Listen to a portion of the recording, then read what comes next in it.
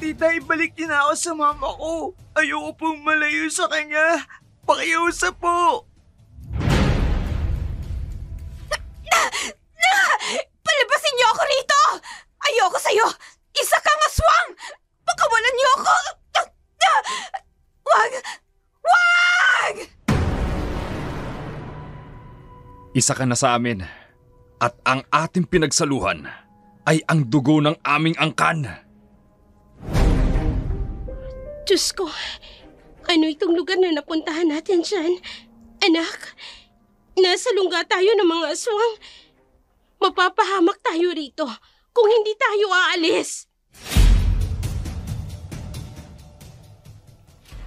Sa buhay ng isang tao, hanggang kailan mo kayang panindigan ang iyong sarili? Hanggang sa kahuli-hulihan mong hininga ba? O hanggang maipaglaban mo ang isang taong napakahalaga para sa'yo? Magandang hapon po sa inyong lahat. Ito pong muli si Dark Shadow, ang inyong tagapagsalaysay. Ang kwentong tampok natin sa hapong ito mula sa padalang liham ng isa sa ating masugid na taga-subaybay. Tawagin na lamang natin siya sa pangalang Ana. Naganap ito mahigit 25 taon na ang nakalilipas. 20 anyos pa lamang noon ang dalaga sa liblib na bayan ng Pilar. Kapiyastahan noon sa kanilang bayan. Kadalasan, maraming dayong binata ang nagagawi sa kanilang lugar para lang makipagsayawan. Si Ana, wala pang kamuwang-muwang sa mundo. Makasiping lang ang isang lalaking minsang nakaagaw ng atensyon niya. Hindi niya akalain ng gabing yun magiging dahilan ng pagbabago ng kanyang buhay.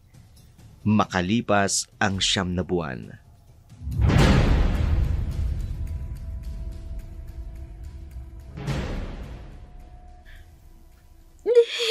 Nahihirapan ako.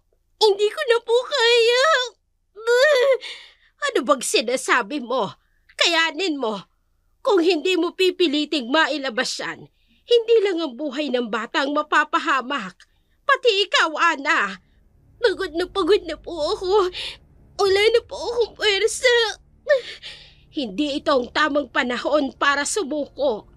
Isipin mo ang anak mo. Kung pati ikaw ay susuko, madadamay ang bata. Aling Rosing, ano po bang dapat kong gawin? Tulungan niyo po ako. Ay, sige. Iirin mo. Kapag nararamdaman mo ang paghilab, ha? Aalalayan ko ang tiyan mo. Para makatulong, didiinan ko ito ng unti-unti. Para mailabas siya. Handa ka na ba? Opo. Susundin ko pong ipagagawa niyo. Basta iligtas niyo lang ang bata. Pakiusap po.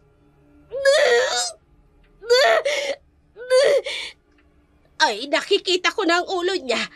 Pakiramdaman mo ang sarili mo. Umiri ka kung kinakailangan. Opo.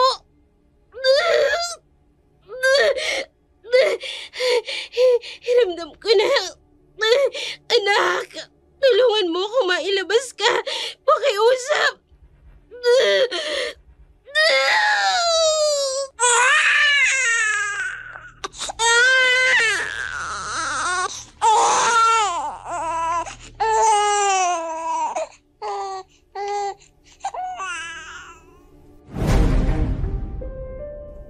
Ligtas na naipanganak ni Ana ang sanggol, ang batang naging dahilan ng pagbabago sa kanyang buhay. Lumipas ang 5 taon. Naging kalakip na ng buhay ni Ana, ang bansagang disgrasyadang babae o babaeng nagsasarili. Maagang nabuntis. Hindi pa niya nakikilala ang binatang nakabuntis sa kanya. Yan ang tsismis ng karamihan tungkol sa kanya na naging dahilan para hindi makihalubilo sa iba at intindihin na lamang ang kanyang anak. Napilitan siyang magtrabaho sa isang klaba para lang matustusan ang lahat ng kanilang pangangailangan. Di na alintana na napaliligiran ng mga kalalakihang lango sa espiritu ng alak. Gabi ng mga oras na yun, isa-isa nang nagdadatingan sa loob ng club ang kanilang mga parokyano. Umaalingaw-ngaw ang magandang tugtugin at halakhakan ng mga kalalakihan sa table ng mga naggagandahang GRO ng club. Sa pinakadulong upuan, nakaupo ang isang sopistikadong binata. Hindi mo ba, baby? Ay, son! Ganda ba? Dito ka nga. Kaya rito! lang?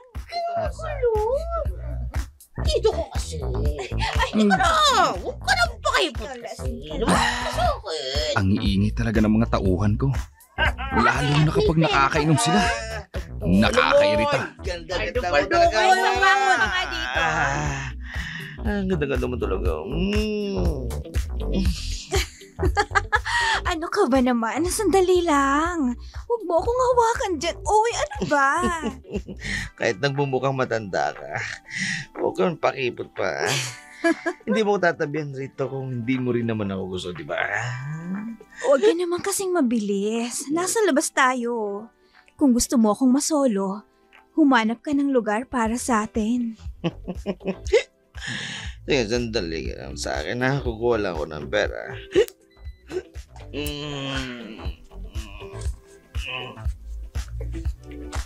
Kung hindi lang talaga ako gustong magpalipas ng oras, hindi ako sasama at pupunta sa lugar na to. Baby! Bakit mo tinapon ang alak namin, ha? Hindi ko po sinasadya. Inawakan niyo kasi ang baywang ko eh. Umiwis lang ako sa pambabastos ninyo. Ito naman, bewang lang eh. Tabihan mo na lang ako. Halika! Ayoko nga! Kawawang Ana. Mukhang natipuhan na naman. Dapat lang yan sa'yo. Ano ba? Bitiwan mo sabi ako eh. Hindi ako GRO rito. Hindi ka naman magtatrabaho dito kung hindi ka bayarang babae. Halika na, halikan mo na ako. Isa lang akong serbedora. Hindi ako tulad ng ibang mga babaeng naririto na nakikitable sa mga lalaki. Ano ba? Halik lang naman eh. Yun lang naman hinihingi ko. Hindi mo pa ako mapagbigyan. Sinabi ng ayoko eh. Nakuha ang atensyon ng binata sa kumusyong namamagitan sa dalawa. Napalingon siya rito at nakita ang babaeng kinukulit ng lalaking lasing. Hinahawakan ang magkabilang balikat, pinipilit ilapit ang mukha nito sa mukha ng babae. Natabig nga nito ang lamesang nakalagay sa tabi nila. Tatayo na lang sana siya para pigilan ang gulong yun nang makita niya ang matapang na pagsampal nito sa lalaki. Nabuhal ang lasing sa kanyang kinatatayuan. Mabilis na nakatakbo ang babae papalayo. Nanambasto sa kanya, palibasa. Sa gawin niya nakapwesto ang mga cubicles ng mga servedoras, kaya't kitang-kita niyang umiiyak ang mga mata ng babae. Nagkatinginan nga silang dalawa. Agad itong bumawi ng tingin, lalo na nang tuluyan nang nakapasok ang babae sa loob. Tinigil ang binabalak niyang pagpigil sa kaguluhan. Tahimik niya na lang na inubos ang alak sa kanyang mesa at umalis na rin sa kanyang kinauupuan. Samantala, si Ana sa kanilang washroom.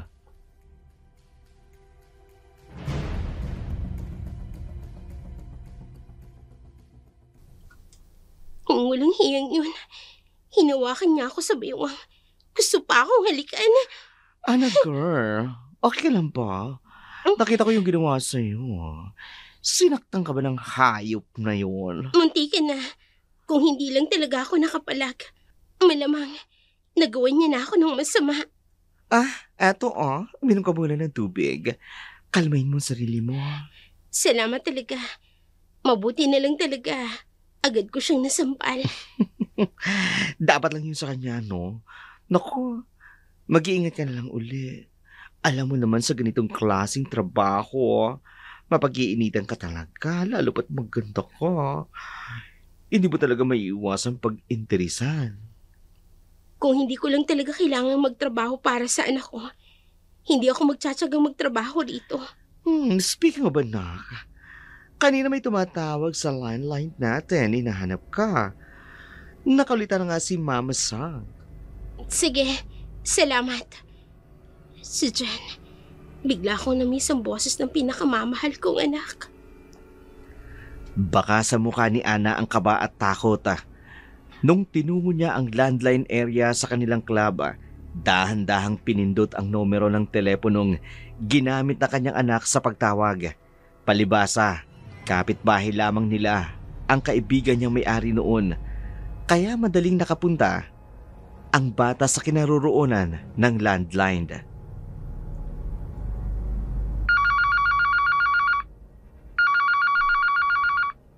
Anak? Hello, Mama? Ang galing po, tinawagan mo na ako. Siyempre naman, anak. Pwede ba namang hindi? Namiss ko kaya ang boses mo. Kanina pa nga po ako tumatawag. Sabi nung nakasagot, busy ka raw po. Oras na po ng trabaho mo kaya hindi ka pwedeng maistorbo. Pagpasensyahan mo na ang nagsabi nun sa'yo, ha? Mainit lang ang ulo nun. Bakit po siya ganun? Ang taray niya po, tapos parang sinasabi niyang bawal kitang tawagan. Ganun lang talaga ang amo ko. Kaya hayaan mo na, ha? Nakausap mo naman ako, di ba? Oo nga po, Mama. Kaya lang, may napansin po ako sa inyo. Ah? Ang boses niyo po, parang umiiyak kayo. May umaway po ba sa inyo dyan? Umiiyak? Ako? Opo. Rinig ko po sa boses po ninyo. Teka, sino po yan? Naku, huwag siyang pahuli sa akin. Ako makakalaban niya. Wala siyang karapatang saktan kayo. Ang ina ko talaga. Wala. Wala namang nangaway sa akin. Napuwing lang ako. Grabe naman pong puwing na yan. Gaano po ba kalakit na paiyak kayo niya ng husto? Ang ina ko talaga, oo. Pinapatawa mo naman ako. Yan po yung gusto ko, Mama. Yung narinig kang tumatawa. Ayoko po kasing may nananakit sa iyo eh. Oo na. Masaya na ako. Kasi narinig ko na yung boses mo. Basta Mama, pag uwi mo tabihan mo agad ako sa higaan para malaman ko agad kapag nakarating ka na. Oo naman. Dadalhan kita ng pasalubong. Pangako.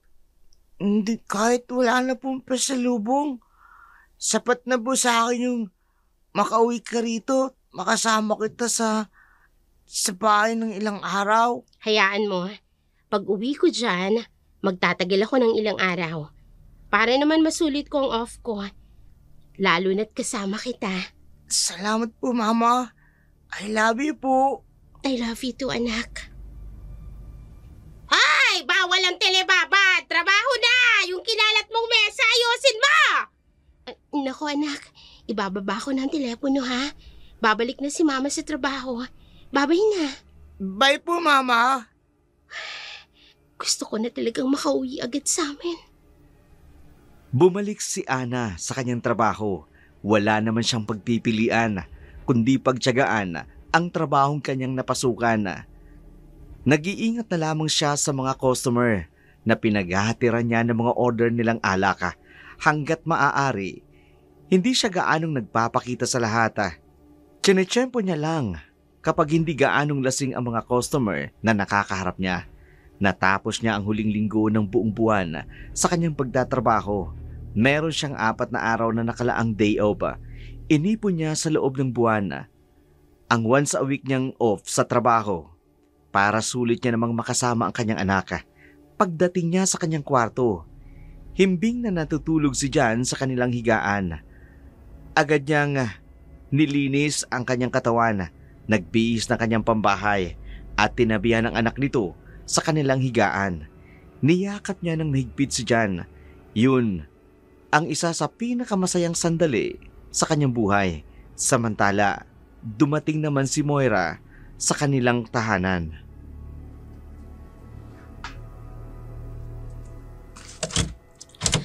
Ay, OMG. Nakauwi na rin ako sa wakas. Oh, Moira! Aling Rosing, gising pa kayo? Si Mama, nasa bahay ba? Wala. Mukhang hindi yun makakauwi ngayong gabi. Alam mo naman ang trabaho nun. Hmm, ang mapagkunwari kong stepsister, dumating na rin ba? Nauna lang sa'yo ng konti. Papasok na ako sa bahay namin.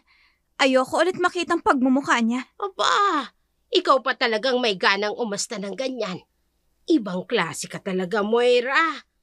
Sampid ka lang naman dyan sa pamamahay nila. Pero kung tratuhin mo si Ana, parang ikaw pang mas may karapatan. Una sa lahat, wala kang pakialam sa kung anong meron ng pamilya namin. Landlady ka lang ni Ana. Kung may problema ka sa akin, huwag mo akong kausapin. Nakoy, pasalamat ka. Hindi kita isinusumbong sa mamamamahan mo. Yang mga ginagawa mong pagtrato kay Ana. Dahil siguradong isusumpa ka rin niya kapag nalaman niyang totoo. Kung gano'n ho, kapag nagalit sa akin si Mama, alam ko na kung sinong pagbibintangan. Ay siya, pumasok ka na sa loob. Wag na wag ko lang talagang malalamang sasaktan mo si Ana. Ako ang makakalaban mo. Well, go! Alagaan mo nakakandiring babaeng yon. Tribida masyado. Kung hindi mo lang kaibigan si Maria, hindi kita pakikitunguhan ng maayos. Yang anang yan, parang Jollibee. Bida-bida. Nakakainis talaga. May araw ka rin sa akin. Pumasok si Moira sa kanilang kwarto. Umiiwas na makatagpo niya si Ana. Sa tinutuluyan nitong paupahan, katabi lang ng kanilang bahay. Nakita niya si Ana nung isang gabing papauwi siya ng club. Ayaw niyang malaman ito na pumupunta siya roon tuwing bakante ang kanyang oras. Kinaumagahan, maagang nagising ang mag-inang Ana at Jan. Sumaglit na umalis si Ana para lang bumili ng kanilang almusal at iniwan si Jan na mag-isang naglalaro sa labas ng kanilang inuupahan. Napansin ni Moira ang bata. Kaya nang makita niya ito, nasabi niya sa kanyang sarili, hindi siya makapaniwalang malaki na ang kaisa-isa nitong anak. Papalayo pa lamang si Aling Rusing sa bata nang nilapitan ito ni Moira at kinausap. Sa di kalayuan, may isang paris ng mga mata ang tahimik na nagmamasid sa kanila. Johnny boy, huwag kang lalayo. Diyan ka lang sa tapat ng bahay niyo maglaro, ha? Opo, Aling Rusing! Hi, bata. Hello po. Ikaw ba yung anak ni Ana, di ba? Opo. Ako si Tita Moira. Naalala mo ba ako? Yung stepsister po ng mama ko. Tama po ba ako? Oo, tama ka. Alam mo, matalino kang bata. Mabuti na lang, hindi ka nagmana sa mama mo. Mana po ako sa mama ko. Maganda po siya tsaka matalino. Kaya ako po si Johnny Boy. Ang gwapo boy at matalino boy. Nagpapapaniwala ka sa mama mong walang alam. Huwag mong inaaway ang mama ko. Di ako natatakot labanin kayo. Sandali, nagbibiro lang naman ako, John. Isa pa, kung inaaway ko ang mama mo, kakausapin ba kita ng ganito, ha? Hindi po kasi nakakatawa yung biro ninyo. Ayoko po nung nakaririnig ng hindi maganda tungkol kay mama. Okay, sige, fine. Okay, para makabawi ako sa mga nasabi ko sa mama mo, kunin mo tong ibibigay ko sa'yo. Ano naman po yan? Mani! Alam mo, bagong luto yan. Binili ko lang yan kanina bago ako umuwi ng bahay. Ang cheap po ninyo. Pero tingnan ko, mukhang masarap ah. Oo, masarap talaga yan. Mainit-init pa. Ayan, sige lang. Tikman mo. Salamat po. Mamaya ko na lang po kakainin. Hihintayin ko po si mamang makauwi. Kainin mo na. Mani lang naman yan eh. Hindi naman yan makakasama sa'yo. Bakit po parang kulit-kulit nyo? Bakit parang gusto nyo sundin ko kayo kung kailan ko kakainin? Sabi kasi ni mama, wag daw basta kakain ng kung ano-ano hindi niya alam. Ay, nako, basta tikman mo na lang. Isa lang. Tapos yung iba, edi mamaya. Heto, Malutong po at medyo mapait. Teka, Akala ko po mani. Baka yung bawang lang ang nakain mo. Kaya naman mapait. Bawang? Hoy, teka! Teka, sandali lang, hoy! Saan ka pupunta?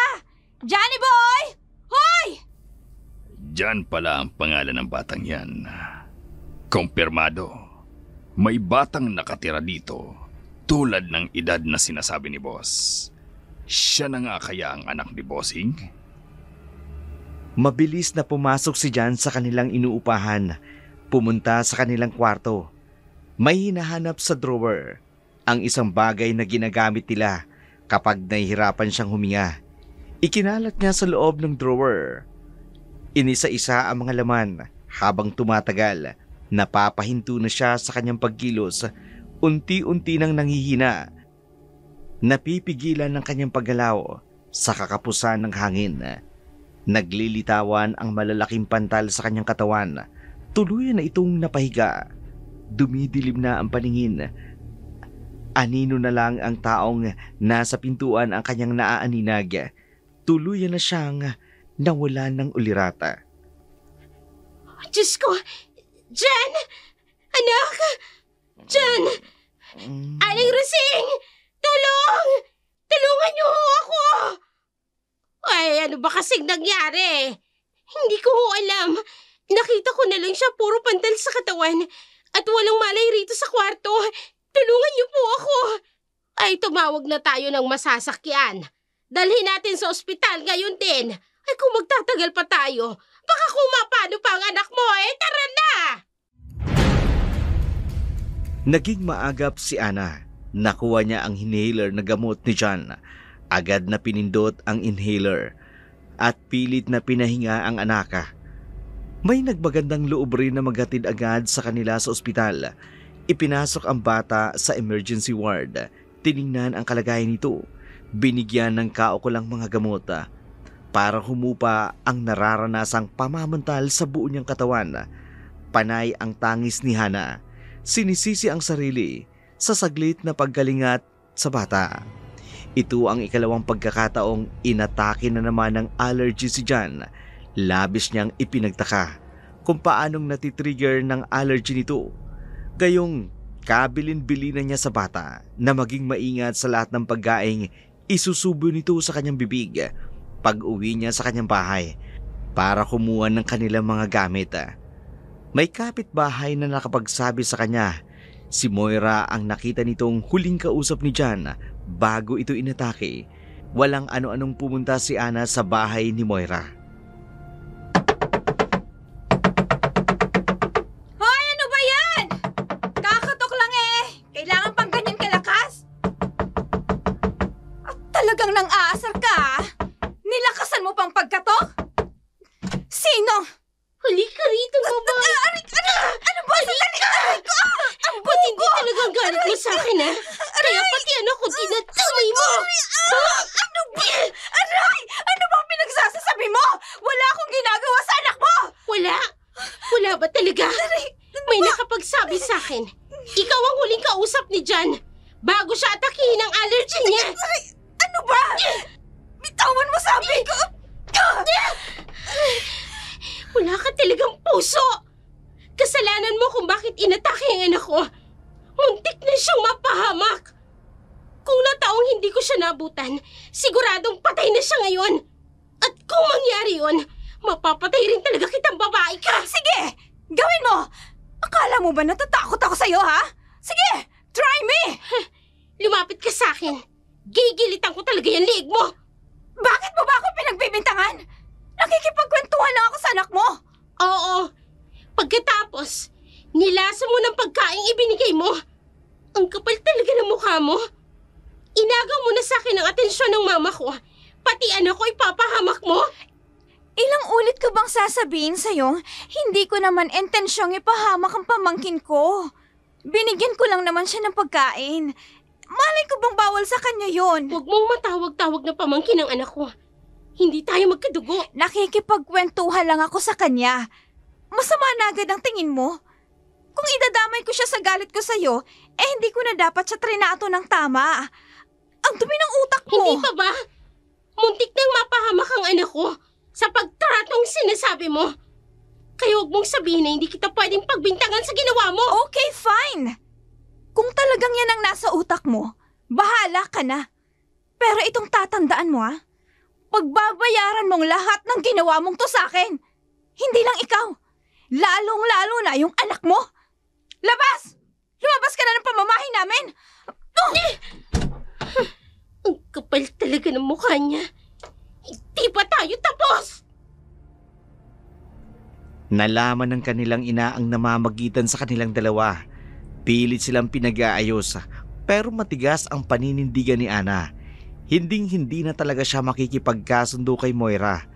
Matapos ang insidenteng nangyari sa anak, nakalabas na ang bata sa ospital. Bumalik naman sa dating sigla si John. Kaya nga kahit paano, nawala na ang pangamba nito. Mabilis na lumipas ang ilang araw niyang day off. Kinakailangan niya namang bumalik sa kanyang trabaho. Masakit man sa kalooban na umalis, pero wala siyang magagawa. Samantala, sa opisina ng mayamang negosyanteng si Gerald, napatawag siya sa kanyang mga tauhan. Pinahahanap ang taong makapagdadala sa kanya ng babaeng nakasiping niya 5 taon na ang nakalilipas. Paano niyo ba kasi nakilala ang babaeng yun? Noong gabing may nangyari sa inyo, wala ka bang natatandaan bagay na pagkakakilanlan tungkol sa kanya? Wala. Maliban sa Ana ang pangalan niya, ang magiging anak ko, makikilala ko siya kapag nagkapanagpo ang aming mga mata. Malakas ang lukso ng dugo namin, kaya hindi ako magkakaroon ng problema sa kanya. Kung ganon, ang anak lang pala ang pinakakailangan natin makita. Bakit pati yung Ana hinahanap mo pa? Nagtatanong ka pa? Malamang, nasa pangangalaga ng babae yung bata. Paano natin makikita ang anak ko kung wala yung nanay? Ay, oo nga pala. Pasensya na, boss. Ikaw, magsasuggest ka na lang. Palpak pa? Boss, nagbibiro lang naman ako. Joke lang yun, boss. Baka sakali lang naman makatulong. Pwes, hindi ka nakatutulong. Hala, balikan mo yung lugar ng Pilar. Dun sa panibagong bahay na pinamamatyagan ko.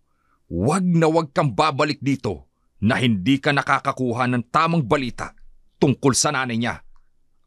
Opo, amo. Masusunod po. Nasaan ka ngayon, Ana? Bakit ba nung gabing nakasiping kita, bigla ka na lang nawala? Napakailap mong makita.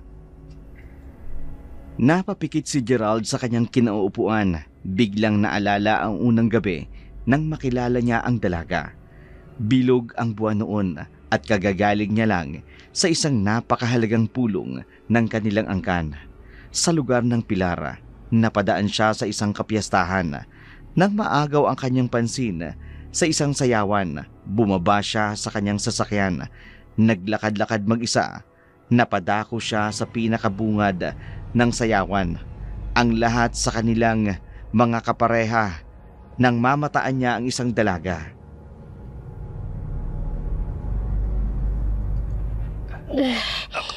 Lokong Moirang yun Pinainom ako ng alak. Tapos iniwan lang ako. Gising pa ang karamihan sa mga naririto. Ano bang meron dito? Malalagot ka sa akin kapag nagkita tayo. Hahanapin ko siya. Miss, ayos ka lang ba? Pasensya naman. Nabangga tuloy kita. Nagmukha pa akong matanda sa babaeng to. Matanda na ba ang itsura ko? Hindi ko talaga sinasadya. Nihilo lang talaga ako. Kung maglalakad ka ng ganyan, malamang mamaya lang pupulutin ka na sa kangkungan. Manong, baka naman pwedeng tulungan mo na lang ako. Nahihirapan na talaga akong maglakad. Pakiusap. Halika, kumapit ka sa akin.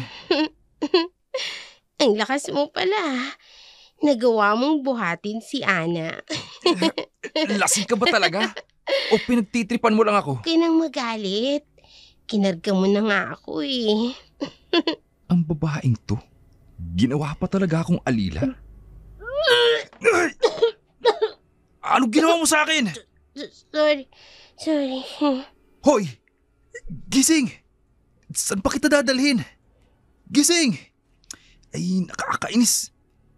Sinukaan ba naman ako? Hindi ko pa alam kung saan to dadalhin to babaeng to. Babalik na ako ng sasakyan. Uuwi na muna ako sa amin. Oh!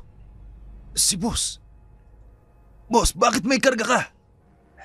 Omar, pagbuksan mo ako ng pinto. Sino yan? Bumaba ka lang saglit. May babae ka ng pinick up. Loko ka ha? Pagbuksan mo na nga ako ng pinto, sasakay ako. Isasama natin ang babaeng yan. Saan na tayo pupunta? Malamang uuwi. Itulog yung babae. Hindi ko siya pwedeng basta na lang iwan dito sa kung saan man. Okay boss, back to base tayo. Isa pa yun sa mga naalala ni Gerald noong mga oras na yun. Naisama niya si Ana sa kanyang opisina. Pinaasikaso sa kanyang katulong na magpapabihis ito ng damit. Pinahiga sa isang silid kung saan nakalaan ang kanyang pahingahan. Nang mabakante siya ng isang oras, napalapit siya sa dalaga. Saglit na napagmasdan ang maamo nitong muka. Nagulat siya. Sa pagmulat nito ng kanyang mga mata, bigla siyang hinalikan. Dito nagsimulang mag-init ang kanyang katawan. Hindi na napigilan pang tugunin ang halik na binigay sa kanya. Ang gabing yun, hindi niya makalilimutan. Ramdam niya ang kakaibang sensasyon na dumadaloy sa kanyang kamalayan. Namimiss niya ang mainit na halik ni Ana. Nagising siya sa katotohanan. Narinig ang biglang pagtunog ng kanyang telepono.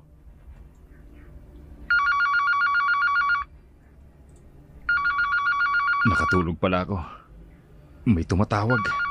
Sana naman magandang balita na ito. Hello? Boss, magandang balita. May natagpuan kaming Ana ang pangalan sa lugar ng Pilar. Walang asawa. At nakita kong nakitira roon sa malapit sa pinagmamatyagan mong lugar. Doon din malapit sa batang nakumpirma ko.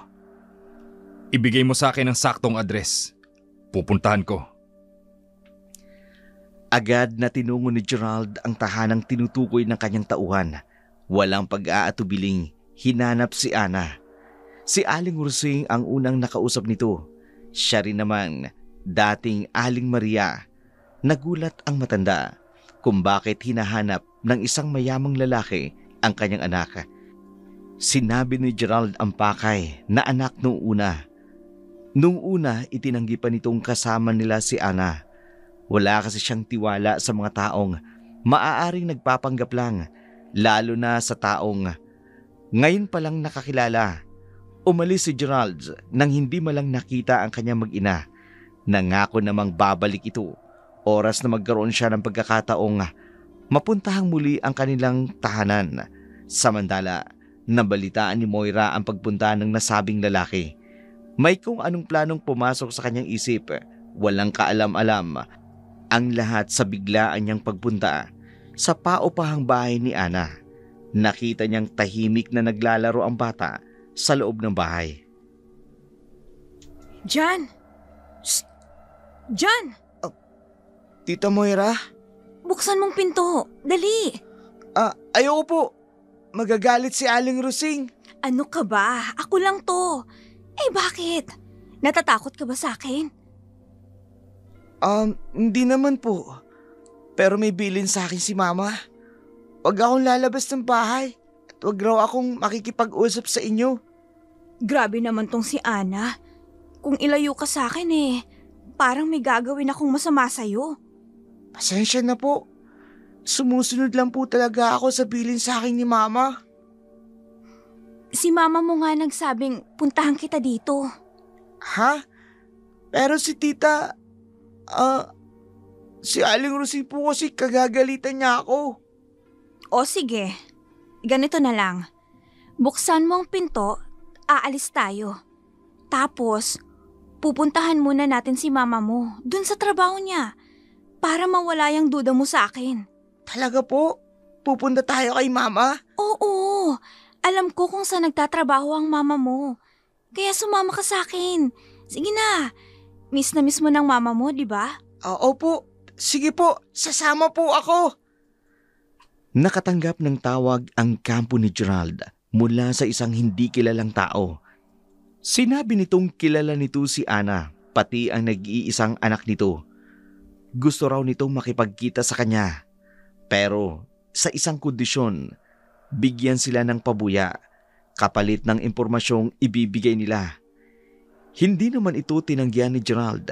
Dala ang kanyang desperasyong makita ang mag-ina. Pinadala niya ng pera ang informanta at ibinigay sa kanya ang numero ng taong sinasabi nilang si Ana. Tinawagan niya ang numero at narinig sa kabilang linya ang boses ng isang babae. Dito nabuhayan ng loob si Gerald. Sa wakas, magtatagpo na rin ang kanilang mga landas. Samantala sa biyahe, umiiyak ang batang kasama ni Moira. Nakadama ito ng kaba. Nagsinungaling si Moira pagkakita nila ng kanyang Mama Ana. Isa pala itong patibong. Tita, ibalik mo na ako sa mama ko. Ayoko pong malayo sa kanya. Pakiusap po. Manahimik ka nga dyan. Ang ingay-ingay mo. Kanina ka pa iyak ng iyak. Sinungaling ka. Sabi mo sa akin pupunta tayo kay mama. Kanina pa tayo nasa biyahe. Hindi ko pa rin nakikita ang mama ko. Hindi ka ba mananahimik dyan? O gusto mo bang busalang ko ang bibig mo para hindi ka na makapagsalita pa? Ayoko po. Eh di kung ganun, itigil mo na yung kakangawa mo dyan. Oo po. Oy ikaw, makinig ka sa lahat ng sasabihin ko sa'yo ha. Importanteng tao ang pupuntahan natin. At ayokong mapornada lahat ng plano ko nang dahil lang sa'yo. Ano po bang gagawin ko? Manahimik ka lang. At huwag kang bastang sasagot kapag hindi ikaw ang kausap. At isa pa dyan, kapag tinanong ka kung sino ko, gusto kong sabihin mong ako ang Mama Ana mo. Ha? Ikaw ang mama anak ko. Magsisinungaling ako? Oo. At wag na wag mo akong tatawaging tita sa harapan nila. Dahil kung hindi mo gagawin yun, hinding-hindi na kita ibabalik sa tunay na mama mo. Nagkakaintindihan ba tayo? Ha? Opo, tita. Ano ba? Kasasabi ko lang eh. Opo, mama. Ganyan. Magaling. Andyan ang kausap ko. Manahimik ka na ha? At pwede ba? Itigil mo na yung kakasigok mo ng pag-iyak.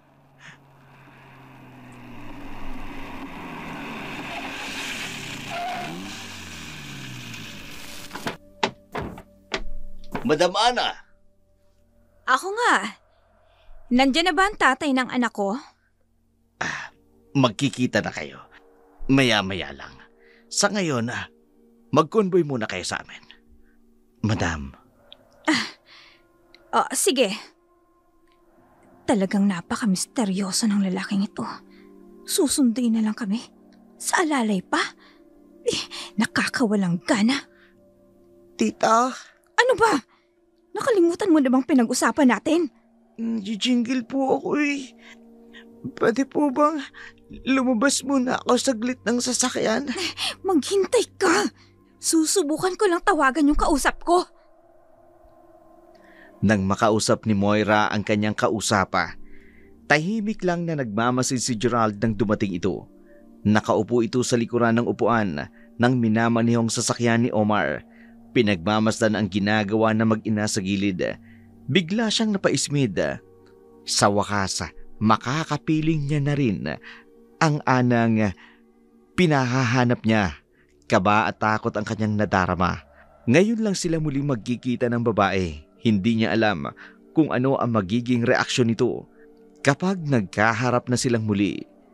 Bumalik na ang dalawa sa sasakyan. Umusad ng muli ang kanilang biyahe. Patungo sila sa Villa Fontellas, ang ancestor house ng pamilya ni Gerald. Samantala, sa paupahang bahay naman ni Ana. Aling Rosing, bakit ngayon niyo lang sinabi na nawawala ang anak ko? Ngayon ko lang talaga nalaman na wala siya sa bahay mo. Hindi rin ako sigurado kung anong oras pa siya nawawala. Diyos ko, ang ina ko. Saan ka na ba nagpuntang bata ka, oo? Baka nandyan lang sa tabi-tabi, naglalaro. Subukan nating ikutin ang paligid. Jan? Anak? Nasaan ka na? Nandito na si Mama! Johnny boy! Anak! Ana, kumalma ka muna. Makikita din natin siya. Huwag kang mag-alala. Paano hindi ako mag-aalala? Hindi ko alam kung saan ko hahanapin ang anak ko. At bukod pa roon, may sakit siya. Baka kung may makain siyang masama sa kanya at hindi ko magawang mailigtas siya. Aling Rosine, si Jan na lang ang tanging meron ako. Kung mawawala pa siya sa akin, paano na ako? Gagawa tayo ng paraan. Amo, pupunta ako sa mga kapitbahay natin. Magtatanong-tanong, baka may nakakita sa kanya. Jenny! Anak, nandito na si Mama! Umuwi ka na! Jenny! Oy, si Johnny, may kabong hinahanap ninyo.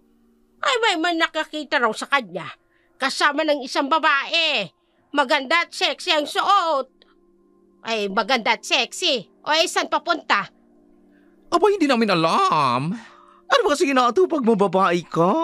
At para pabayaan mo ang anak mo, responsibilidad mo nga lang ang bata, hindi mo pa magampanan. Totoo nga ang bali-balita. Makati ang babaeng ito. Hindi na nahiya. May anak ka ng isa. Iniwan mo lang sa bahay mo. Tapos, nagtrabaho ka pa sa club. Isa kang immoral! Immoral! Ay, kakapal na mukha ng mga Immoral? to. Pero wala akong pakialam. Murahin niyo ako't lahat. Ang buhay ng anak ko pa rin ang mahalaga. Kailangan ko na talaga siyang makita. Bahala kayo dyan. Hoy! Kayong mga maritis, kayong mga baklita kayo. O ano? Kung wala kayong maitutulong, abay manahimik na lang kayo. Tinatanong lang naman kayo kung nakita nyo yung bata. Kung ano-ano pang sinasabi nyo. Hala, pagsiuwi na kayo, mawala kayong kwenta. Uwi! Hoy! Di wag kayong magtanong sa amin! Tayo na nga! Layasan na natin ang dalawang yan! Bahala kayong maghanap sa mga anak ninyong nawawala, mga papaya, immoral! Aling Rosing, nabanggit nilang maganda at sexy. May hinala ako. Hindi kaya si Moira ang tumangay sa anak ko? Ay, pwede. Siya lang naman may lakas ng loob na puntahan ng bata sa bahay mo. Pero sandali. Anong gagawin niya sa bata? Bakit bigla niyang tinangay? Si Mama, kailangan ko siyang makausap. Magbabaka sakali akong alam niyang dahilan ng pagkuha ni Moira sa anak ko. Nagkasagutan sina Ana at Maria. Hindi kasi nito nabanggit sa kanya ang pagpunta ng isang lalaking estranghero. Ang paglihim nito sa kanya ang naging dahilan para mag-away silang mag-ina. Pinatulayan lang nitong mas malaki ang pabor na binigay nito kay Moira kaysa sa kanya. Tuluyan nang nanlumo si Ana sa kanyang kinatatayuan. May binabalak si Moira kay Jan. Hindi nila alam kung saan nila ito hahanapin. Wala silang mapagpipilian. Buhay ng anak niya ang nakasalalay. Hindi siya titigil hanggat wala siyang nakukuhang lead kung saan nga ba niya hahanapin ang dalawa. Samantala, sa Hacienda Fontellas. Boss, bakit ganyan kayo makatingin sa sasakyang nakasunod sa atin? Bakit ba pakiramdam ko hindi siya yung Ana na hinahanap ko? Ho? Paano naman mangyayari yun? Yung bata po kamukhang kamukha ninyo. Imposibleng hindi nyo anak yun. Hindi ako duda ron sa bata. Dun sa nanay, dun ako nagdududa. Boss naman, pinunta na natin sila sa bahay nila. At natatandaan ko ang babaeng yun, ang kausap ng bata. Nung gabing pinuntahan nyo ako roon, siya ang nakasama nito ng mga oras na yon. Tiningnan mo lang? Hindi mo mismo kinumpirma kung ang anang ang yun ang kausap niya. Boss, hindi na po malayo Loko ka talaga. Magtatrabaho ka na rin lang, hindi mo pa inayos. Boss naman, anak mo lang naman talaga ang sadya natin, di ba? Bakit pa tayo si Ana gusto mo pang maisama? Ano bang pakialam mo? Kailangan ko pa bang ipaliwanag sa yung dahilan? Tauhan lang kita. Boss, kalma lang. Yung mata mo namumula na naman sa galit. Kasalanan mo to. Hindi mo inaayos ang trabaho mo. Pwede man sigurong ibalik natin yung babae kapag hindi siya, di ba? O di kaya ipagtyagaan nyo na lang. Maganda naman siya, sexy. Sira ulo ka talaga. Alam mo ang tunay kong ugali. Hindi ako basta-basta naaakit ng pisikal na kaanyuan. Mataas ang standard ko sa pagpili ng magiging ina ng tagapagmana ko. Hindi ako tumitikim ng pinagsawaan na ng iba. Sorry na, boss. Bilisan mo na ang pagmamaneho. Pagdating natin sa mansyon, ipaghahanda ko siya ng seremonya. Sa makalawa na ang kabilugan ng buwan. Sige po. Kayo po, bossing. May kutob talaga akong hindi siya si Ana. Susubukan ko bumalik muli sa pilar na mag-isa. Magbabakasakali ako. Tuliro na ang isip ni Ana. Hindi magkandamayaw kung saan hahanapin si Jan. Isang gabi, inabutan siya ng napakalakas na ulan sa kakahuyan. Mag-isa siyang naglakad pabalik sa kanyang inuupahan. Masama ang loob nito. Sinisisi ang sarili sa kapabayaan niya. Nagulat pa siya sa biglang pagidlat, dahilan para magulat siya. Napatakbo siya sa pinakamalapit na waiting shed na kinaroroonan niya. Maputik at madulas ang daan. Nang akma niyang ihahakbang ang kanyang kaliwang paa, nawala ang kanyang panimbang.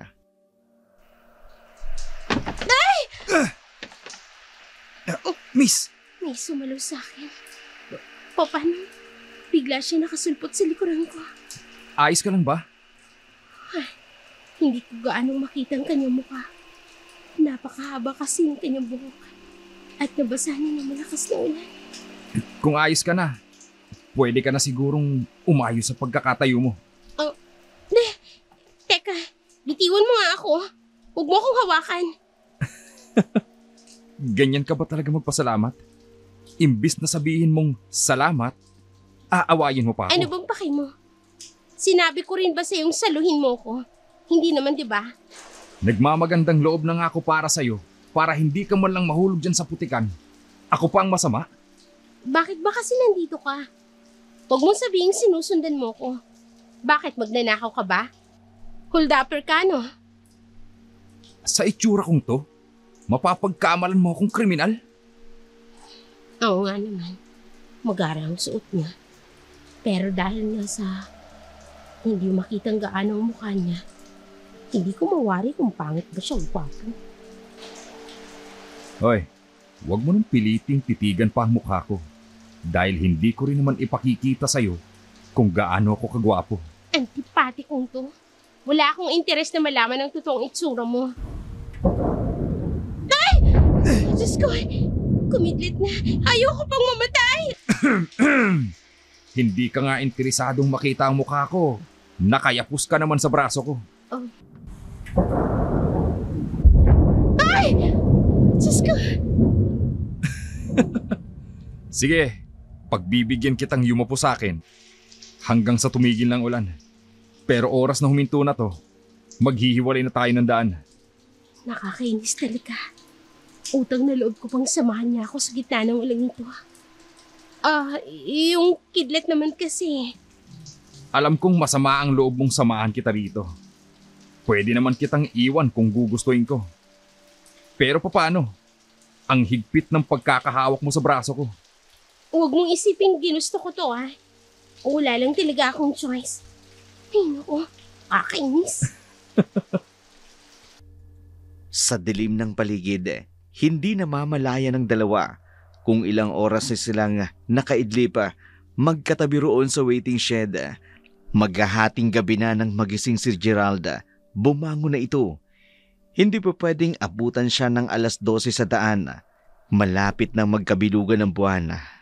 At maaaring malaman ng babaeng yun ang tunay niyang anyo. Umalis na siya sa tabi na nakaidlip pa ang dalaga sa upuan ng waiting shed habang hinihintay nilang tumila ang ulan. Nakatulog ito sa kanyang tabi. Hindi niya magawang gisingin ito. Kailangan niya makabalik sa kanila. Naalimpungatan siya nang marinig ang malakas na huni ng mga palaka sa palayan. Nagmamadaling bumangon at nagmamadaling umuwi. Magkakasakit kasi siya kung magtatagal pa siya sa ganung ayos. Iwinaksi sa isipan ang lalaking kanina lang ay nakasama niya. Wala siyang oras na isipin ito. Ang totoong problema niya ang pagkawala ni Jan. Samantalang sa Hacienda Fontellas. Bata, halika na. Kanina ka pa hindi kumakain. Baka magkasakit ka. Ayoko. Ako pagagalitan ako ni boss kapag nagkasakit ka. Ikaw pa naman ang pinaka-importante sa kanya. Sabi ng ayoko eh. Manang-mana ka sa tatay mo. Kung anong gusto niya, yun ang susunod. Omar?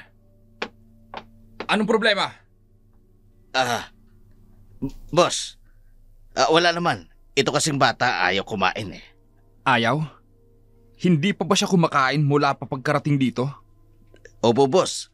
Kaya nga nag-aalala ko eh. Baka magkasakit eh. Ako ang masisi ninyo. Pag-igihan mo ang trabaho mo.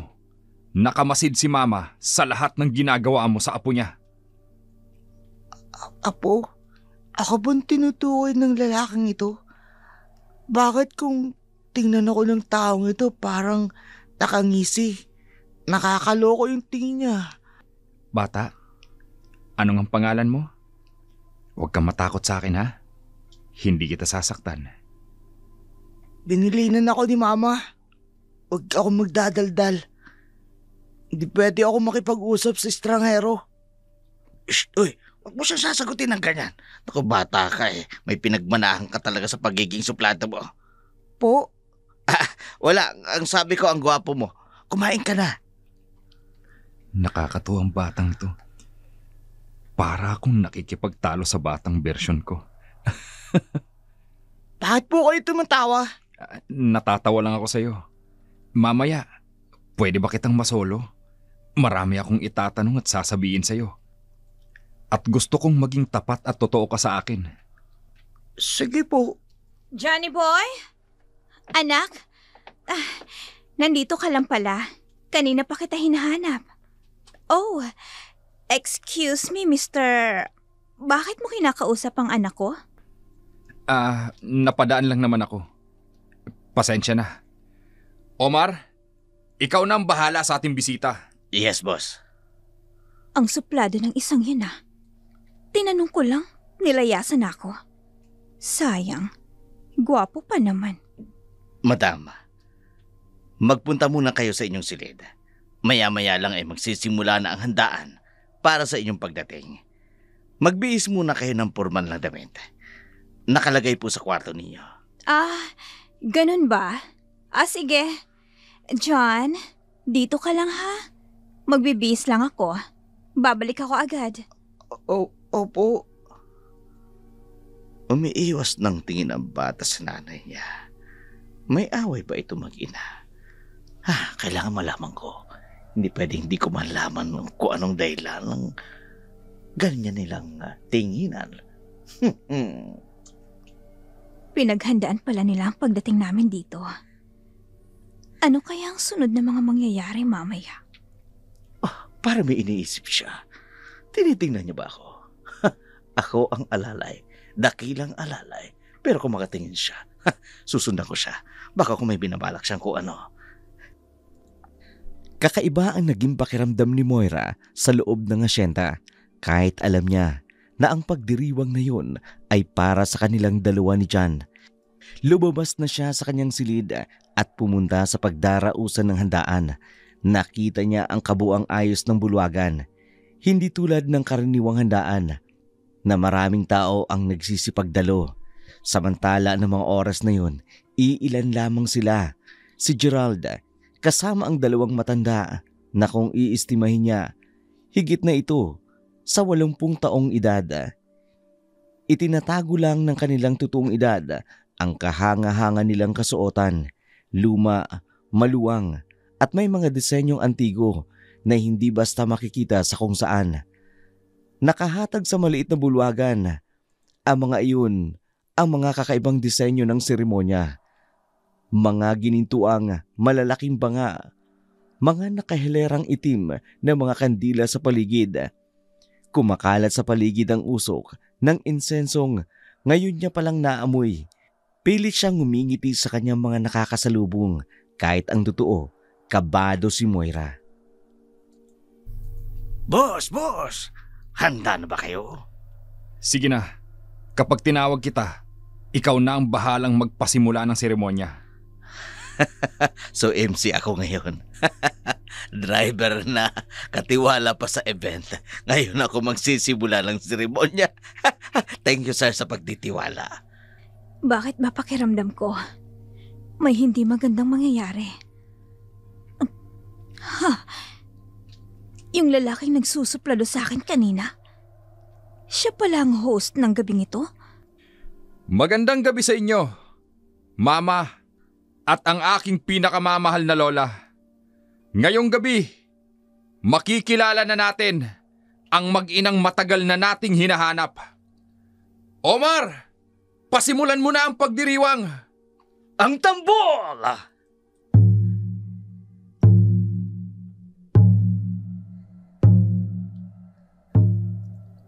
Si John, tahimik lang na nakaupo sa isang sulok. Pinanunood ang mga nangyayari sa handaan. Sa saliw ng tugtugin, kumikilos na si Geralda, lumapit na kay Moira. Inayayahang pumagitna sa maliit na bulwagan. Ang sayaw na iyon ang naging panimulang seremonya nila. Nakaramdam ng kakaibang sensasyon ang pagdikit ng kanilang mga katawan. Nahipnotis mo siya nang magdapat na ang kanilang mga muka. Tinitigan siya ni Gerald sa kanyang mga mata. Kinilig naman si Moira. Inaabangan ang paglapit ng labi nito sa kanya. Pero hindi siya nito hinalikan. Tinulak niya palayo ang dalaga. Sabay salo sa bewang. Biglang huminto ang paghampas ng drum. Hingal na tinitigan ni Gerald si Moira. Pumalakpak ang dalawang matandang nanunood. Sinabihan silang pumasok sa silid ng panata. Hinawakan ni Gerald ang kanyang kamay, buong tiwalang nagpatianod sa kagustuhan ng nakatatandang angka ni Gerald. Samantala, sa tahanan naman ni Aling Rusing. Ana, ano pa? Magpahinga ka naman. Ilang araw ka nang walang matinong tulog. Aling Rusing, sobrang nag-aalala na ako sa anak ko. Hindi ako matahimik hanggat hindi ko siya nakikita. Kumalma ka nga muna kahit saglit. Wala naman sigurong masamang mangyayari sa kanila. Kung totoo mang si Moira nga ang nakitang kasama nito, baka naman ayos lang ang lagay nila. Mas lalo nga po akong kinakabahan kapag naiisip kong si Moira ang kasama niya. Minsan na akong pinagbantaan ni Moira. At natatakot ako na si Jan ang pagbalingan niya. Ha? Anong ibig mong sabihin? Isa po, natatakot ako dahil may karamdaman si Moira. Bata pa lang ito noon. Nakaranas na ito ng pang-aabuso sa kanyang tunay na mga magulang. Naging dahilan yun para magkaroon siya ng bipolar disorder. Bipolar? Yung bang may dalawa siyang katauhan sa iisang katawan? Opo, Aling Rusing. At maaaring ang isang bahagi ng katauhan niya ang nag-udyok sa kanyang tangayin si Jan. Hindi natin alam kung anong pumasok sa isip niya para madamay ang anak ko. Pero may hinala ako. May kaugnayan nito sa lalaki nagpunta sa bahay namin noong isang araw. Ay Diyos ko, baka kung maulit muli yung nangyaring pag-atake ng allergy ni Jan, paano na lang kung pabayaan niya ang bata? May pagkasinto-sinto pala yung Moirang yon. Kaya nga po ako kinakabahan. Kung hindi pa ako kikilos, baka mahuli na sa akin ang lahat. Ayaan mo, pakikiusapan ko ang mga kaibigan ko na tumulong sa paghahanap ng anak mo. Hindi mo kakayanin mag-isa lang na hanapin sila. Salamat po, Aling Rusing. Sige po, pupunta muna ako sa kabilang baryo. Baka doon makita ko sila. Mag-iingat ka. Ipagdarasal kong maging matagumpay ang paghahanap mo. Napuntahan na ni Ana ang halos lahat ng lugar na alam niya. Mahanap lamang si Jan. Iba talaga ang kabang nararamdaman niya kapag naiisip niya ang ginawang pagpasok ng estranghero sa bahay nila. Subalit may kutob siyang may masamang balak si Moira na gamitin ang anak niya laban sa lalaking naghahanap sa kanila. Hindi niya ito mapatatawad, lalo na ngayon malayo sa piling niya ang kaisa-isa niyang anak. Matapos ang pangyayari sa silid ng panata, unti-unti nang nagigising si Moira. Pagdilat ng kanyang mga mata, nasa loob na siya ng isang madilim, malamig at nakatatakot na silid. Bigla siyang kinabahan dahil naalala niya ang masamang karanasan niya noon. Bumalik sa isip niya ang mga pagkakataong ginagahasa siya ng sarili niyang ama, pati na rin ang pisikal na pang-aabuso ng kanyang ina. Dagdag pa rito ang ginawang kababalaghan ni Gerald na kani-kanina lang. Nangihina na mga tuhod niyang naglakad papunta sa pintuan. Nagmamakaawa siyang ilabas siya sa nakatatakot na sitwasyon na yun. Pakawalan niyo ako dito! Makiusap! Huwag niyo na ulit gawin sa akin to! Ano ba? Buksan niyo ang pinto! Ayoko dito sa madalim na silid! Ayoko nang makulong ng muli! Buksan niyo ang pinto! Mabuti nga sa'yo. Yan ang nababagay sa'yo. Huwag kang tumawa! Huwag mo akong pagtawanan! Ano ba? Buksan niyo ang pinto! Pakawalan niyo ako dito! Tita Moira! Pakiusap! Buksan niyo ang pinto! Pakawalan niyo ako dito! Kawawa naman siya.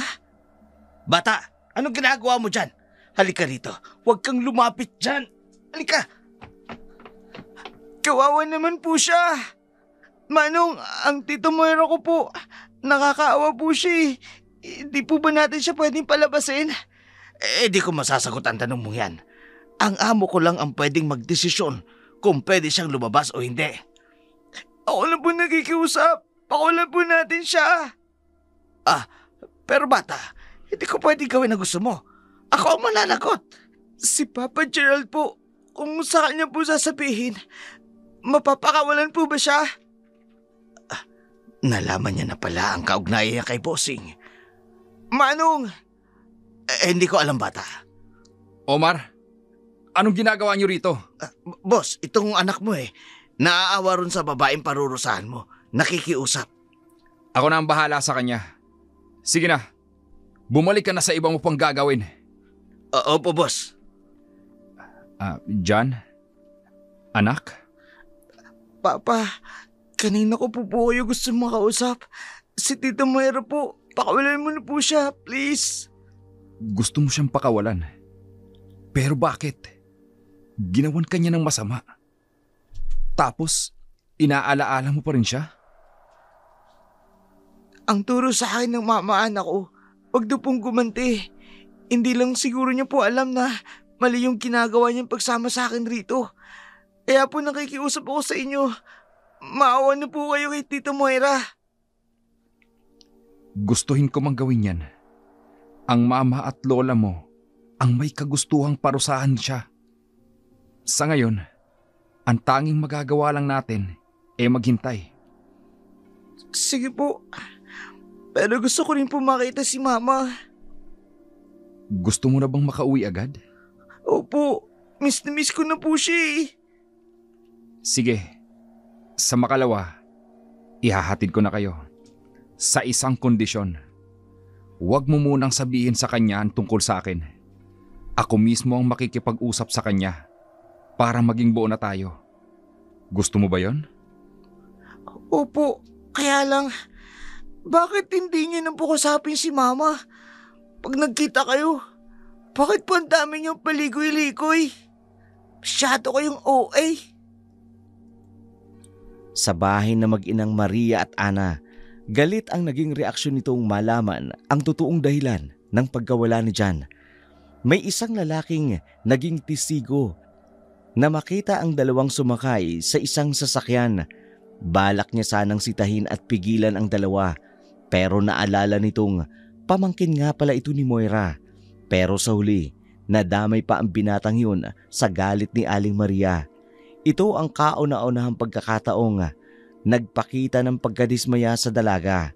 Palibasa, nakasanayan na ni Ana na lagi siyang binabaliwala, lalo na nung nabundis siya nung hindi inaasahan. Nagpunta siya sa police station. Ipinablatter ang pagkawala ng kanyang anak, pero kinaumagahan, nagulat na lamang sila nang makitang patakbong papalapit na ang batang si John sa kanyang ina. Mama! Jan? Anak? Oh, Diyos ko! Salamat at naririto ka na sa piling ko, Jan. Oo nga po. Masaya po kasi sa piling niyo eh. Anak, na-miss kita. Teka, paano ka nakauwi rito mag-isa? May naghatid po sa akin. Sino? Nasaan sila, ha? Saan ba kayo nagpunta? Tsaka bakit ganyan ang itsura mo? Ang tita Moira mo, bakit hindi mo kasama? Ikwento mo lahat sa akin ang nangyari sa'yo. Sandali lang po. Ang dami niyo pong tanong.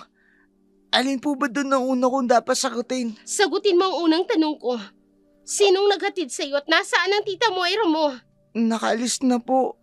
Yung naghatid sa akin, pero si Tita Moira po, andun po siya sa dati niyang inuupahan. Inihatid na po siya ron nila. Nino, sinong naghatid sa inyo? Sasabihin ko na ba kay Mama? Pero nangako ako kay Papa. Anak, hindi mo na ako sinagot. Sinong kasama mo pabalik rito? Nakalimutan ko po yung pangalan niya. Basta po mabait siya. Napakasaya ko po, Mama. Bakit nga? Nawala ka ng ilang araw. Halos mabaliw-baliw na ako sa kakahanap sa'yo. Ang mahalaga po, nandito na ako. Kasama ko na po kayo. Puntahan mo na lang po si Tita Moira. Mabuti pa nga. Mananagot talaga sa akin ang babaeng yan. Nang malaman ng ina ni Ana ang pagbabalik nito, nagtungo ang dalawa sa dating kwarto ni Moira. Ilang iskinita lang ito mula sa kanilang bahay. Kaya saglit lang, narating agad nila ang lugar. Susugurin na sana ni Ana si Moira, pero hindi niya magawa. Kakaiba kasi ang itsura niya. Malayo sa dati niyang maayos at sopistikadong kondisyon. Umiiyak ito at nagsimulang bumulong ng kung ano-ano sa harapan nila. Hindi maintindihan ni Ana ang kanyang nararamdaman, awa ba o galit. Nagpaiwan si Aling Maria sa paupahan. Nais niyang maiayos ang kalat na nagawa ni Moira sa kanyang silid, habang si Ana naman hindi maiwasang mag-isip kung sino ang may kagagawa nito kay Moira. Maging si Aling Rusing ay nabahala sa biglaang pagbabago nito. Ana, ano ba talaga kasing nangyari? Bakit nagkaganon yung kinakapatid mo? Hindi ko nga alam, Aling Rusing. Maski ako nagulat. Pati sa anak kong si Jan. Iba yung sayang nakikita ko sa mukha niya. Kinikilabutan tuloy ako. Hindi kaya kinulam yung kinakapatid mo. Panay raw ang bulong nito sa kanyang dating kwarto. Nagrereklamo na yung ibang mga nakatira ron. Gustuhin man naming ilipat siya rito. Hindi namin magawa.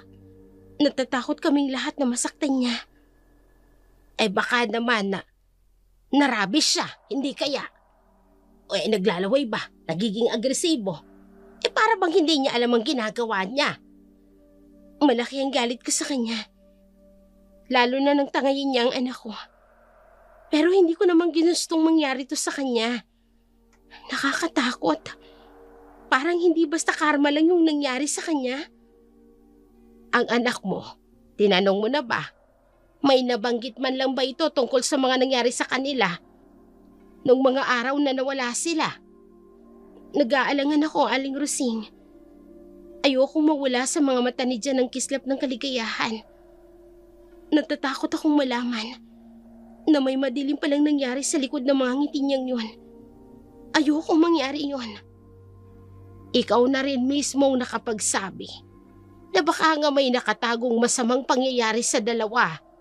Baka naman ikapahamak ng anak mo ang biglaang pagkatakot ng mga tao dahil sa pagbabagong nangyayari kay Moira. Iisipin nilang kasalanan ni Jan ang biglaang pagbabago niya. May punto ka, Aling Rusing. Naguguluhan na ako. Ano ba talagang dapat kong gawin? Ang mama mo, ano bang binabalak niya? Ipapakonsulta niya daw sa isang espesyalista. May hinala kasi siyang muling na-trigger na naman ang past experience ni Moira na mas pinalala pa nung nawala si Jan. Pwedeng magkaganon nga ang iniisip ko. Anong nangyari sa kanila ni Jan sa loob ng 3 araw? Nakakakilabot sigurong ginawa sa kanya. Ay, mahabaging langit. Sana lang magamot pa si Moira. At sana walang maapektuhan. Lalong wag ang anak ko dahil sa mga nangyari kay Moira.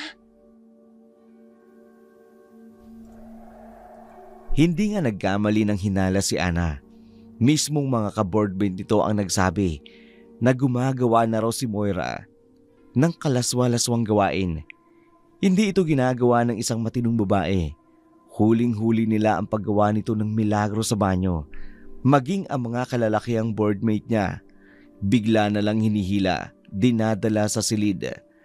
Naging mas mapusok ito, madaling madala sa matinding pagkauhaw sa init ng katawan. Dito nagsimulang mangyari ang kinatatakutan ni Aling Rusing na makwestiyon ang kalagayan ni Jan na maayos at masigla, samantalang si Moira puno ng kalaswaan at kababalaghan. Nagsipuntahan ang mga kapitbahay nito sa kanilang inuupahan.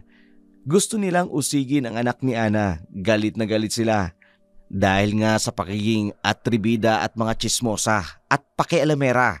Mali daw ang kanilang desisyon na maibaling sa bata ang kanilang atensyon. Dapat daw si Moira ang kanilang pagtuunan ng pansin. Ilabas mo yung anak mo, Ana! Sabihin mo sa amin ang totoo! Anong ginawa ng anak mo kay Moira? Ha! Natatakot kayo mag-ina? Ang laki ng perwesyong ginawa niyo sa amin! Diyos ko, bakit kaming dalawa ngayon ang anak ang kinukulo nila? Ano bang kinalaman namin sa nangyari kay Moira? Huwag ka na magtanong sa sarili mo! Labasin mo na kami! Yang anak mo may sapi yan!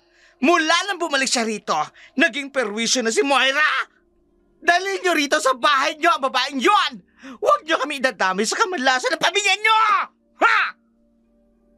Mama, ano po nangyayari? Bakit ang daming tao sa harap ng bahay natin? Anak, dito ka lang sa tabi ko. Huwag mo silang intindihin. Pero nagagalit sila. Tapos yung 2 bakla, iritadong-iritado sila. Tapos binabanggit pa nila si Tita Moira. Ayaw mo kami labasin, ha? Pues babatoy na mga bahay niyo!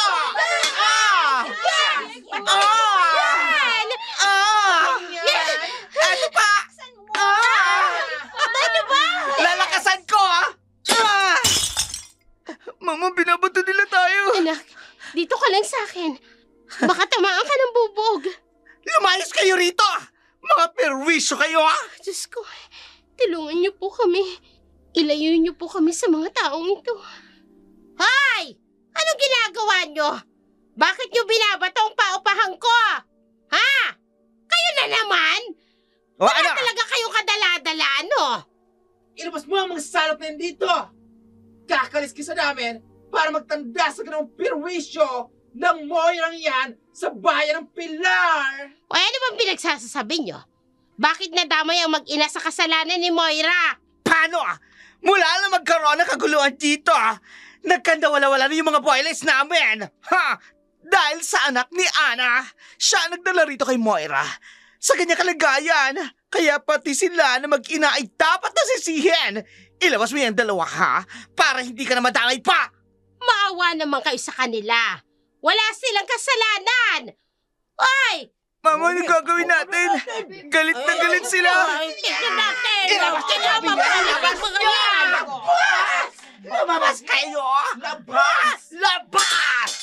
Labas! Labas! Kayo! Mama, ano gagawin natin? Galit na galit sila. Hindi ko na rin alam, anak. Sa totoo lang, naguguluhan na rin ako. Hindi na ako makakabalik sa trabaho. Isinusukan na rin ako ng mga tao. Kaya hindi ko na alam kung saan tayo pupunta. Lalabas, Dumating si Aling Maria. Pinigilan ang kaguluhan ng mga tao. Ipinaliwanag ang kalagayan ni Moira. Dadali na raw ito sa pagamutan para mas maunawaan ang totoo nitong kalagayan. Pinakiusapan naman ng mga tao na hayaan na lamang ang mag-ina pero matigas ang mga ito. Pinaniwalaan nilang may kinalaman si John sa biglaang pagbabago ni Moira. Kaya kahit anong pilit ni Aling Rosing na makumbinsi ang mga tao, gusto pa rin nilang mapalayas ang mag-ina sa bayan ng Pilar. Walang nagawa ang mag-ina kundi lisanin ang kanilang tinitirhan. Kaya't gabi na'y umalis na sila sa inuupahan. Napagawi sila sa waiting shed para mag-abang ng masasakyan. Ang lupit ng mga tao. Hindi man lang nila tayo pinagbigyan. Ang sama nila, Mama. Lalo na yung dalawang bakla. Wala naman tayong ginagawang masama eh. Tapos pinalayas pa nila tayo. Sadyang mapanghusga ang mga tao. Hindi nila alam ang lahat ng kanilang ginagawa. Nabubulag sila ng takot. Wala akong pakialam sa kanila. Kung ayaw nila sa atin, ayaw ko rin sa kanila. Ikaw natututo ka ng magrason. Siyempre po, Mama, malaki na ako. Uy, may upuan po doon. Umupo muna tayo habang nag-aantay tayo ng masasakyan. Sige, ikaw na lang anak. Naalala ko bigla yung lalaking nakasama ko rito. Nasaan na kaya siya ngayon? Ay, may sasakyang huminto. Sino naman kaya ito? Bata! Manong, kayo po pala. Kumusta po? Ayos lang. Anong ginagawa mo rito ng alanganing oras? Gabi na. Bakit nasa labas pa kayo? Pinalayas po kami sa tinitira namin. Jan, ano ba? Di ba ang kabilin-bilinan ko sa'yo na huwag kang makikipag-usap sa kahit na kaninong estranghero? Oo nga pala. Naalala ko, kasama ko pala si Mama. Hindi ko napigilang ma-excite. At si Papa kaya kasama niya? Manong, bakit niyo po kinakausap ang anak ko? Sino ba kayo? Omar, itigil mo na yung pakikipagdaldalan mo. Umalis na tayo.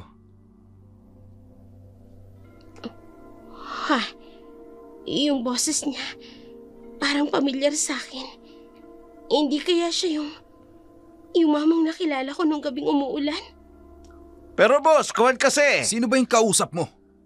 Si Papa. Bumababa ang salamin ng bintana. Teka, titingnan ko. Hindi nga ako maaaring magkamali. Siya nga yun. Kung hindi siya importanteng tao, umalis na tayo. Manong, sandali. Ako ito. Yung babaeng nakasama mo nung umuulan. Pakiusap. Baka pwede mo akong pagbigyan. Kakapalan ko ng pagmumukha ko. Pwede mo ba kaming tulungan? Wala kaming matutuluyan ng anak ko. Kung ayos lang, pasakayin niyo kami hanggang sa makarating kami sa kabilang bayan. Si Amo talaga. May padrama pang nalalaman. Papa, tinupad ko po yung pangako ko sa inyo. Tuparin mo yung sa inyo rin.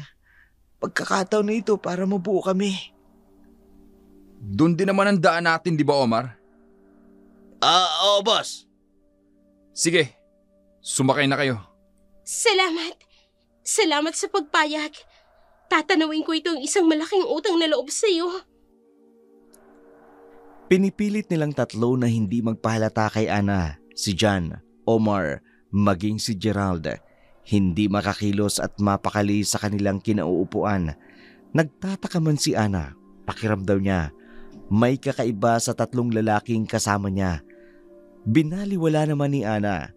Iniisip niya, baka naiilang sila sa una nilang pagkikita.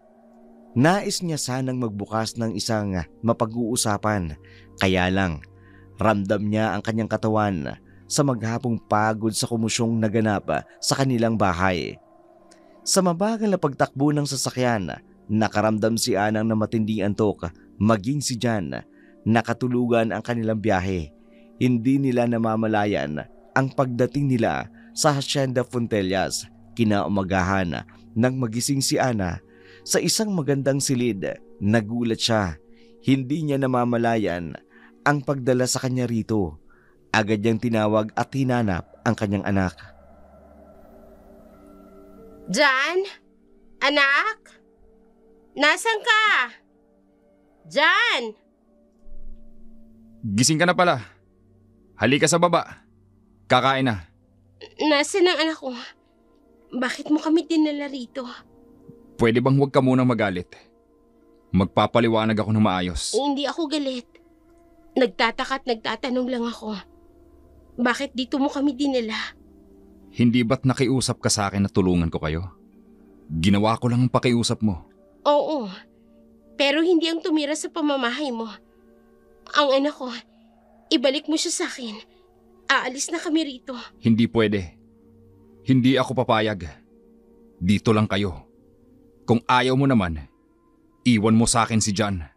Ano? Bakit ko naman iiwan sa iyo ang anak ko? Anak ko si Jan. At hindi mo siya kaano-ano. Para panatilihin siya rito sa pamamahay mo. Matalinong bata talaga si Jan. Marunong tumupad sa pinag-usapan. Hanggang ngayon, wala siyang nabanggit sa'yo tungkol sa akin. Ana, anak ko si Jan. Ano? Anong sinasabi mong anak mo si Jan? Nakalimutan mo na ba? Nung gabing lasing na lasing ka at sinukahan mo ako? Ha? Teka, sandali. Imposible ito. Hindi maaari. Ang anak ko. Kukunin niya sa akin ang anak ko. Hindi ako papayag. Aalis kami rito. Hindi ako papayag na mawalay siya sa akin. Jan! Anak, nasan ka? Aalis na tayo ngayon din! Jan! Ana, sandali. Kumalma ka muna. Pakinggan mo ako. Paano akong kakalma? Kinukuha mo sa akin ang anak ko. Kung sino ka mang Poncio Pilato ka, wala kang karapatan sa anak ko. Kahit maging tatay ka man niya, hindi ako papayag na ilayo mo siya sa akin. Hindi ko gagawin yon. Kumalma ka. Masyado ka na naghihisterya. Dahil binantaan mo ko. Hindi ko iiwan rito ang anak ko. Gusto kong mamuhay lang kami ng tahimik. Pero dahil sa pagpapakita mo sa akin, lalo lang magugulo ang buhay namin. Jan, anak! Jan! Mama! Mama! Bakit niyo po ako tinatawag? Papa, kumusta po? Naipaliwanag niyo na ba kay Mama ang lahat?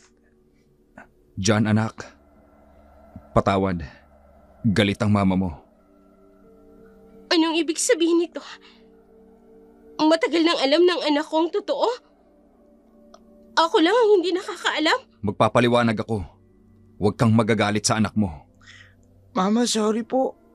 Makinig ka muna po sa amin ni Papa. Hindi po namin gusto maglihim at magsinungaling sa'yo. Sinusubukan lang po namin magtiwala ka kay Papa. Gusto pong mabuo yung pamilya natin.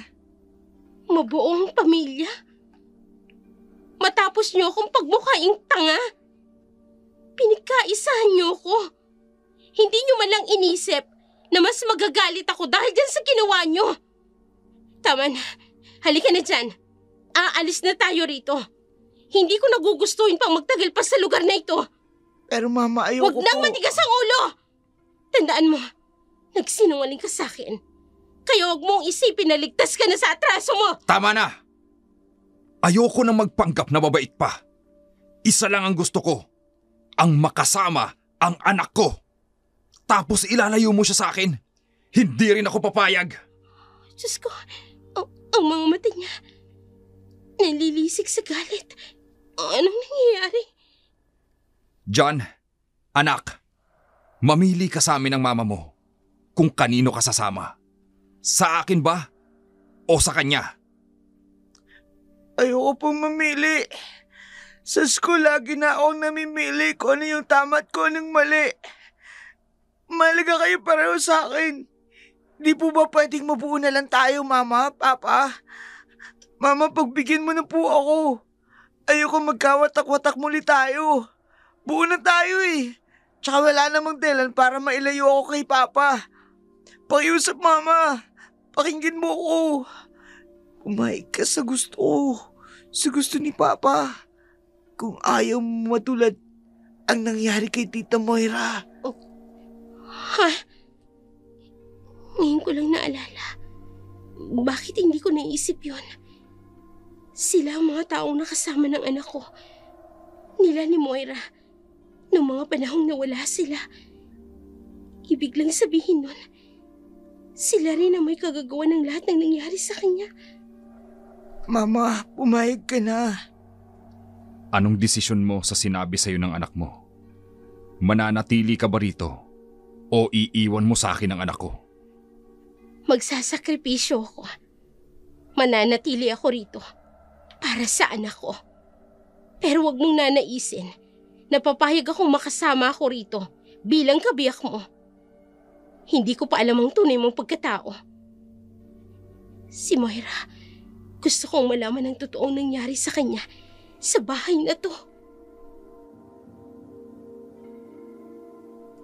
Sinubukang makiharap ni Ana sa mga kasamahan ni Gerald sa asyenda. Ilang siyang makihalabilo sa mga ito. Baka sa mga mata nila ang panghusga sa kanya. Tahimik lang nilang pinagmamasdan ang bawat kilos niya. Dito na siya nang hinala na may kinalaman nga ang mga ito sa nangyari kay Moira. Matapos ang agahan, bumalik na siya sa kanyang kwarto, nagkulong at naghintay na lumipas ang 24 oras. Sa hindi inaasahang pagkakataon, naalimpungatan si Ana. Nauuhaw siya, napilitang maghanap ng maiinom. Nagpunta siya sa isang silid na inakala niyang kusina. Pagpasok niya sa loob, nakita niya sa paligid ang nagkalat na dugo. Aalis na sana siya nang maulinigan ang isang kumakain na nilalang. Kitang-kita niya ang pagsugod nito sa kanya. Sa pagmamadali niya, naapakan niya ang lalagyan. Nadula siya at nauntog. Bago siya tuluyang nawala ng ulirata, may kung anong tinig siyang narinig. Parang kakaibang tugtugin at sayaw. Dito na siya nawala ng malay.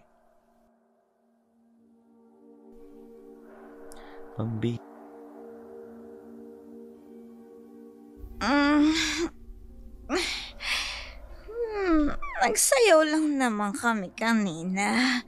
Pero bakit parang nalasing ako? Ana, handa ka na bang maging parte ng aming pamilya? Oo, handa na ako. Tumingin ka sa mga mata ko, Ana. Huwag kang mag-alinlangan sa akin. Ako ito, si Gerald, ang tunay na ama ng anak mo. Gerald? Sumunod ka sa lahat ng ipagagawa ko sa iyo. Magtiwala ka sa akin.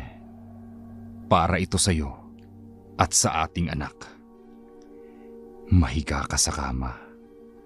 Mamaya lang, tatabihan na kita. Ano ba talagang nangyayari sa akin? Bakit hindi ako makatanggi sa lahat ng sinasabi niya? Heto na ako. Pahiga na sa kama. At hindi mamaglit ang tingin ko sa napakakisig niyang aura.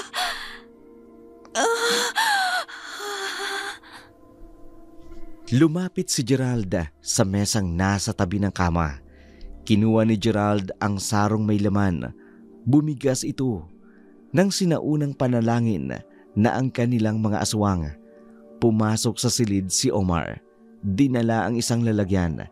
Hindi kita ang loob nito, kaya binaliwala lang ito ni Moira. Sumilip sa siwang ng isa sa pinto si John. Gusto niyang malaman kung anong kaganapan. Nagpunta naman si Omar sa kanilang pinto. Ipinagpatuloy nito ang paghataw ng tambol ng seremonya. Bumalik si Gerald sa higaan. Tinabihan si Moira. Napakainit ng paligid. At habang tinitingnan mo ko, lalo ako nasasabik sa'yo. Gerald! Ana, Ilang saglit pa, tuluyan ka ng magiging akin. Gerald, teka, anong ginagawa mo? Huwag kang ngang maghubad sa harapan ko. Wala pa nga akong ginagawa. Ungol ka na ng ungol. Ana, ang tagal kong hinintay ang pagkakataong ito. Aariin na kita. Napakakisig mo, Gerald. Hindi kita matanggihan. Kung ganon, hawakan mo ang sarong ito. Inumin mo. Ligtas bang inumin ito? May duda ka ba? Ako ang unang iinom at sumunod ka.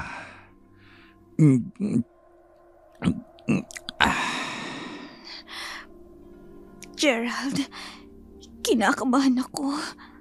Baka kung... Relax. Nakainom na ako. Ikaw naman.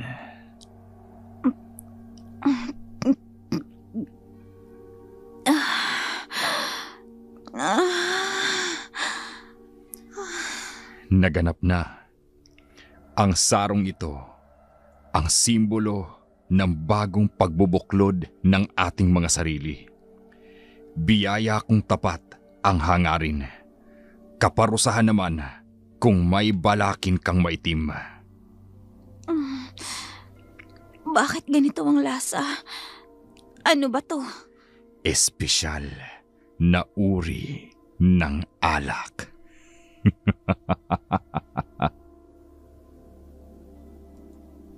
Napakagat sa labi si Moira. Ramdam niya sa kanyang lalamunan ang mainit na guhit nito.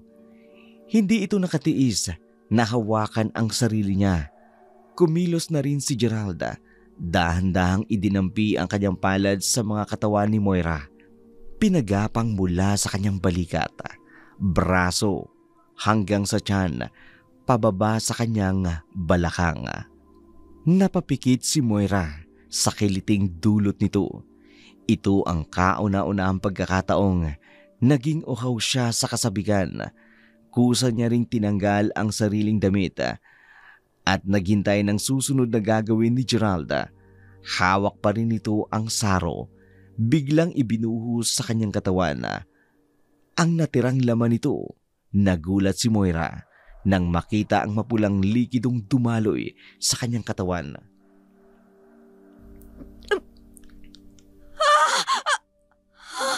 Ano yan? Isa ka na sa amin at ang ating pinagsaluhan ay ang dugo ng aming angkan. Dugo? Pinainom mo sa akin to? Hindi. Hindi mo na pwedeng isuka pa yan. Pumunta ka rito at inialay mo na ang sarili mo. Wala ka nang magagawa kundi harapin ang kapalaran mo, Moira. Tinawag niya ako sa totoong pangalan ko.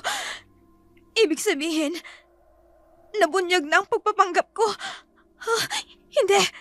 Ano na ngayon ang gagawin ko? Ngayon mo makikita ang tunay kong anyo.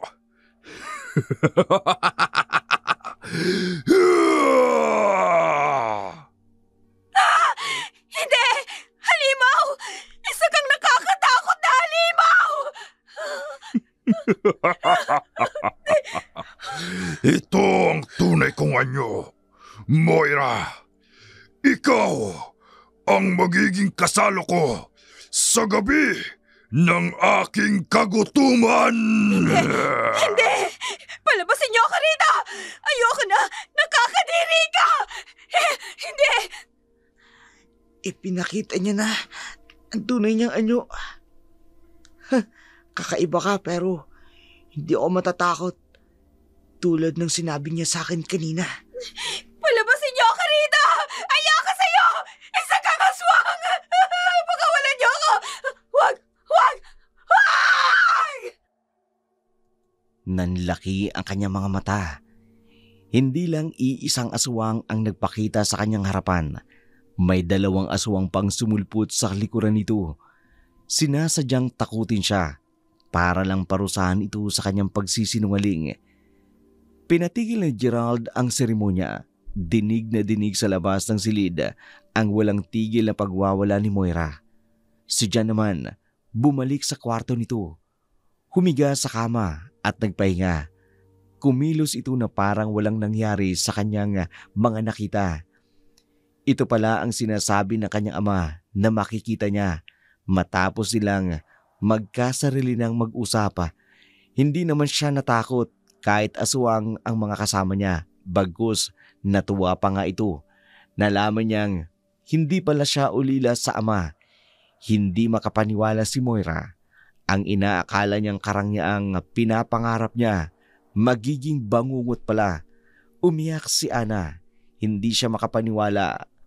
Si Moira naman, patuloy na pinarurusahan ng pamilya ni Geralda. Wala siyang ibang magawa kundi sambitin ang pangalan ni Moira. Moira! Mama, gising po. Binabangungot ka. Ano pong napanaginipan niyo? Jan, ko. Diyos ko, ang bahay na ito, nakakatakot ang mga tao rito. Anak, tara na. Umalis na tayo rito. Hindi tayo dapat magtagal sa pamamahay na ito. Hindi tayo ligtas sa poder nila. Tara na, umalis na tayo ngayon din. Po, ano po ba sinasabi niyo? Ito na po yung bahay natin. Wala na tayong ibang mapupuntahan. Anak, bakit ka ba ganyan? Bakit hindi ka natatakot? Sabihin mo nga sa akin ang totoo. Alam mo rin ba ang lihim na pagkatao ng tinatawag mong Papa Gerald? Sinabi niya rin ba sa'yo kung anong totoong nangyari kay Tita Moira mo? Alam ko na po ang lahat. Kitang-kita po ng 2 kong mga mata kung paano pong pinarusahan nila Lola at ni Papa si Tita Moira. Diyos ko! Anong lugar ang napuntahan natin dyan? Nasa lugar tayo ng mga aswang. Mapapahamak tayo rito kung hindi tayo aalis ngayon, anak. Mama, hindi na tayo mapapahamak. Lalo na ako. Anak ako ni Papa. Hindi siya papayag na mapahamak ako. Katulad ko rin siya. Darating ang panahon, tuturuan niya rin ako paano maging isang ganap niyang tagapagmana. Kaya nga po sabi ko sa inyo una pa lang, makinig kayo sa akin. Kung gusto mong maligtas tayo at patuloy na mabuhay, walang ibang gagawin. Magpasakop sa kapangyarihan ni Gerald Puntellaz. Diyos ko! Pati ang ina ko, napasa ilalim na ng Gerald na yon. May kung anong ginawa siya sa anak ko para hindi na siya makinig sa akin. Kaya pala, una pa lang nang nagbalik sa akin si Jan, kakaiba na siya. Diyos ko, ano na ngayon ang gagawin ko? Kakayanin ko pa bang manatili rito? Hindi ko na ata kakayanin magtagal sa bahay na to. Sa bawat oras na lumilipas, kaba at takot ang nararamdaman ko. Hindi ako mamamatay sa pagkain o pagkagat nila sa akin. Mamamatay ako dito sa nerbiyos dahil sa pakikisalamuha ko sa mga taong ito. Maraming salamat po sa panunood. Kung bago pa lamang kayo sa aming channel, huwag kaliligtaang mag-like, mag-share at mag-comment ng inyong mga suggestion o mga komento tungkol sa aming kwento sa araw na ito. Kung di pa kayo nakasubscribe, subscribe na at i-click na rin ang notification bell para updated kayo sa mga bagong video na aming i-upload.